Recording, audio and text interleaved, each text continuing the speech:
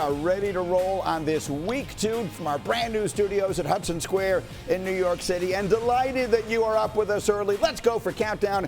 You know who we are. We are fired up, gentlemen, after a huge week 1. Again, massive games on the schedule and sneaky, huge news around the league as we kick off this Sunday. And that is where we begin with Adam Schefter. As always, good morning, Shefty. Good morning, guys. Happy week 2. And Brock Purdy is out today for the 49ers, but there is an outside chance he could be back next Sunday for the Arizona Cardinals. Made a lot of progress from that toe injury this week, despite the fact that he will not play today. Without Purdy on the field, Mac Jones will make his first start for the 49ers 4 years after they considered taking him with the 3rd overall pick in the draft, and they believe that the environment around him with the 49ers roster will elevate his performance today. But there are a whole lot of issues for the 49ers today. George Kittle on injured reserve out. Brandon Ayuk remains on PUP out till midseason. Juwan Jennings, however, is expected to play today,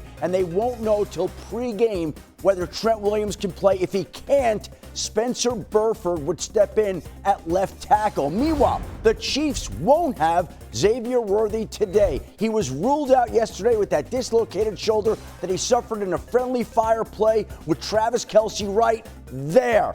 He has a chance to be back next Sunday night against the New York Giants. They'll have to make do without him, but keep this in mind. Patrick Mahomes never has lost 3 straight games in the NFL as a starting quarterback. He lost in the Super Bowl to the Eagles. He lost last week to the Chargers, and today he gets a rematch against the Eagles as he tries to avoid his first 3-game losing streak in the NFL. Yeah, Shefty, the one thing they can hang their hat on, perhaps they're at Arrowhead Stadium. They've won 12 straight games there at home, but they'll be without Xavier Worthy today. So let's start opening kicks there. Randy, what do they do without him? Man, abracadabra. Man, Patrick Mahomes is going to need some magic, guys. He's going to need some magic. Last week, 16 targets to Hollywood Brown. He dropped his first one, but then he showed up later in the game. Well, who's going to be able to catch the intermediate route? Ladies and gentlemen, Juju Schuster. Get north and south. Well, he's going to have to pull a Travis out of his hat. Well, there he is right there. Mr. Travis Kelce right there. He still has the playmaker, but who's going to be in the deep part of the field? I don't know. Patrick Mahomes is all on you, man. Pull the magics from somewhere. Well, the biggest game, in my opinion, Bears against the Lions right here. Ben Johnson, what an incredible job this young man did with the Detroit Lions as the offensive coordinator. Nobody was more creative than Ben Johnson. And let me tell you something.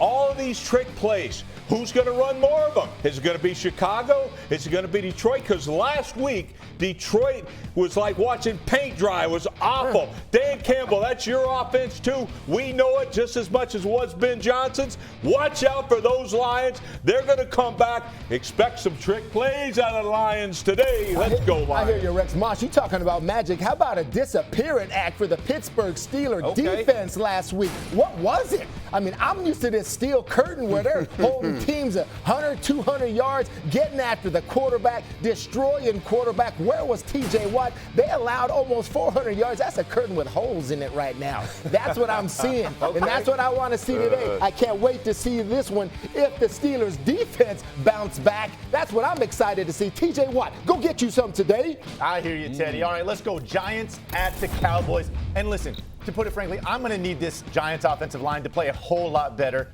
Listen, Johnny Unitas couldn't play quarterback for this team.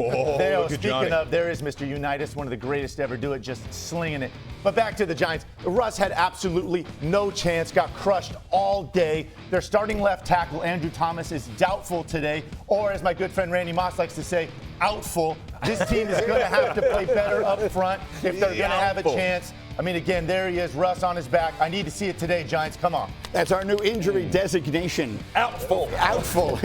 Doubtful is outful. Dak Prescott, doubtful the Giants can beat him. They haven't done it in forever. Again, Dak has beaten the Giants in 13 consecutive matchups. That's a critical game between 0-1 teams in the division. They're in the early window today. And Dan Campbell, Rex, you mentioned it. You want to see creativity out of this Lions offense. They have a critical showdown with the Bears. And you know what I'd like to see, too? Meet at the 50-yard line with your old offense coordinator and punch him right in the face. Let's go, Big Dan. Let's go. Let's go. Seahawks and Steelers in Pittsburgh today. Maybe it's DK Metcalf's revenge game against the team he began his career with. This a week after Aaron Rodgers at 41 threw the most touchdowns in the league week 1, the only quarterback with 4 touchdowns, doing it against one of his former teams in the Jets. Good mobility, 3 of those touchdowns outside the pocket.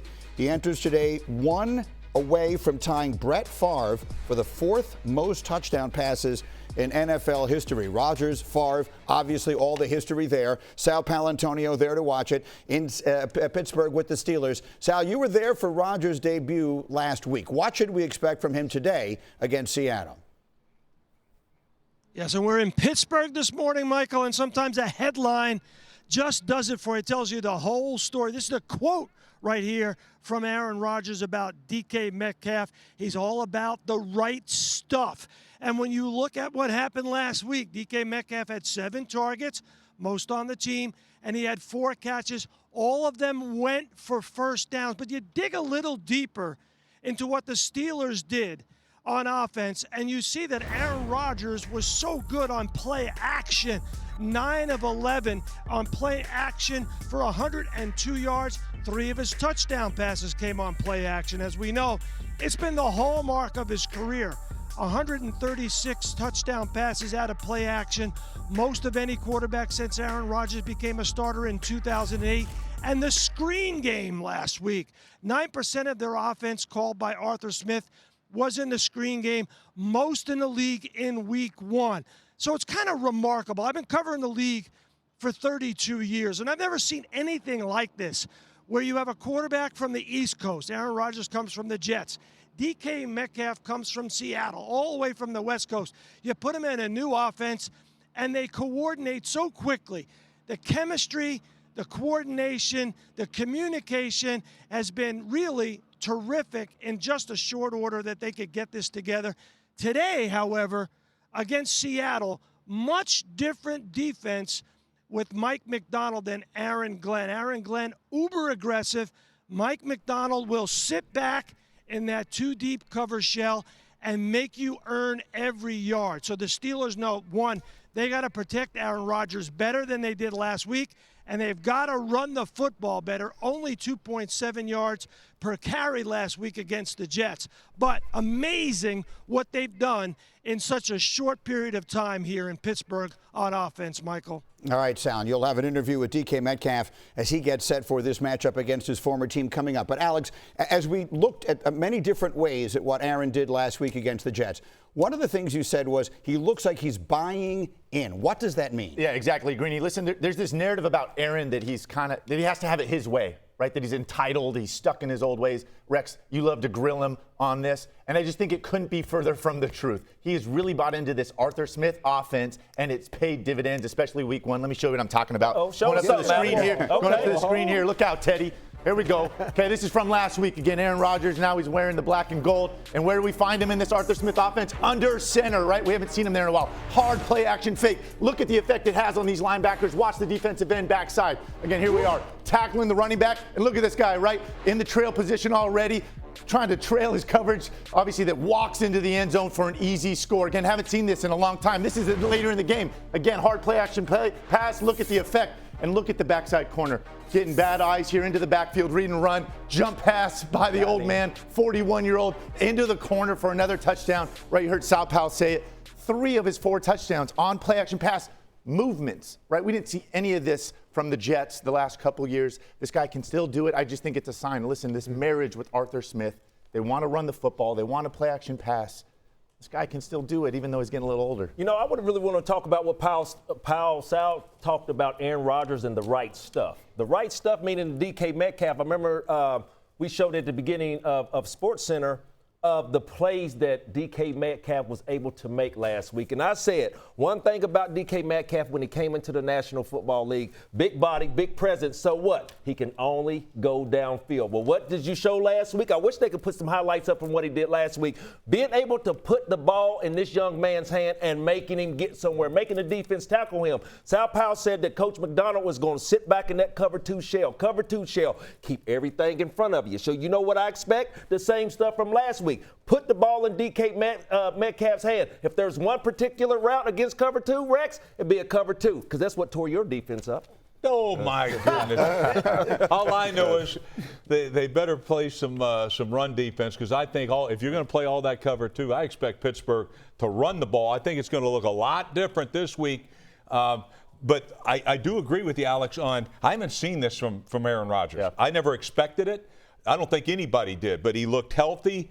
And, yeah, he's buying in, but they've got to be able to run the football. This is not the Pittsburgh Steelers of old. Look, Aaron looked like the Aaron Rodgers of old, but the Steelers themselves, what they, pride themselves on, the steel curtain, man. Look, they gave up 129 more rushing yards to the Jets than they gained during that game. Hardly steel curtain numbers. So, to me, I think they got to get back to the basics, run the football, especially against that cover two shell, Randy, and that's what I expect in this game. Yeah, and Aaron's, you're just not going to have that type of production from your quarterback every single week. No question. Right. Yep. No question. I was like, it's not an anomaly, but it's like, whoa. I mean, where did this come from? This isn't the team I expected. I mean, I like I said last week, really high expectations for this Pittsburgh Steelers team. But if there's one unit I want to watch from week one to week two, it's the Steelers defense, because that was not what I'm used to seeing. And I know Justin Fields is a hard quarterback to game plan. He causes you a lot of problems, but this is the type of game that these Steelers rushers are made for. Get after Sam Darnold, put some pressure on the passer. Steeler defense has to come to play And today. Sam Darnold is notorious for holding the football a little longer. Watch out, man. T.J. Watt could have a huge game. To go back to this Pittsburgh offense, they got a tough test today, though. The Seahawks front is stout. They play tough. And listen, they only had 50 yards rushing last week, right? Those play-action passes work. And to your point, Teddy, I don't think they can rely on 4 touchdown passes every single week out of Aaron. They do need to get better in the run game. They weren't great at it last week, but again, it's a tough test against Seattle. 2.7 Seattle, good defense.